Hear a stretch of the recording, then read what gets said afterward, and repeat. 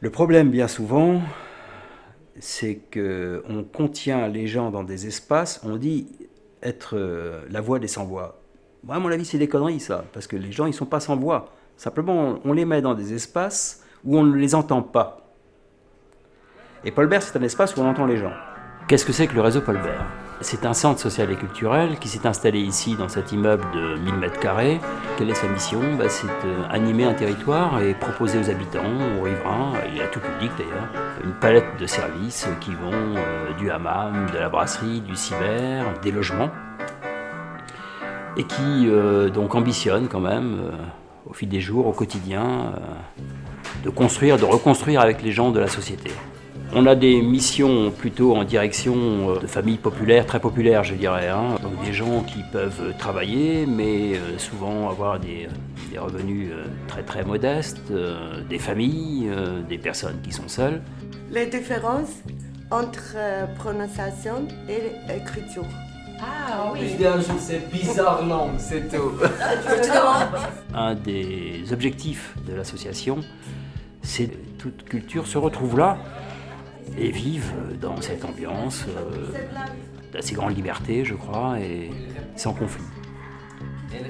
Je viens pour apprendre français parce que si pas connaître la langue, c'est très trop difficile. Nous avons construit ici 9 logements, du coup ce sont des habitants aussi, qui peuvent traverser les différents espaces de Paul Bert, venir à telle manifestation culturelle, utiliser encore une fois la laverie ou venir manger ici le midi, quoi. En 2007, lorsqu'on les a rencontrés, donc avec Laurence Ruot, on a pu s'apercevoir qu'ils avaient un vrai projet avec une dynamique très forte. Et c'est ce qui nous a encouragés en fait à les suivre. Moi, je les ai suivis en aidant par mes connaissances au niveau administratif ou au niveau de papier ou d'aide à certaines personnes qui fréquentaient le réseau Paul Bert. On a vraiment pu compter sur ce partenaire qui nous suit d'année en année et qui donc, sur sa dernière intervention, nous a permis d'étendre notre dispositif laverie, c'est-à-dire de passer de 3 machines à 4 machines à laver, de 3 séchoirs à 4 séchoirs et puis d'acheter une centrale vapeur. C'est vrai que quand je viens là, je vois des gens qui ont une vie quand même très difficile. Et je me dis que si par le biais de la fondation, ça peut améliorer leur ordinaire, eh bien pour moi, c'est ça la satisfaction. Et si je pouvais, je ferais plein d'autres choses dans ce sens.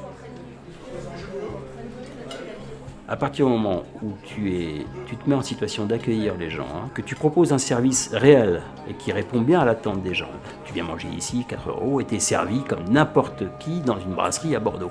À partir du moment où tu as ce respect avec les gens, tu as une ambiance pacifique et pacifiée, quoi, tout simplement.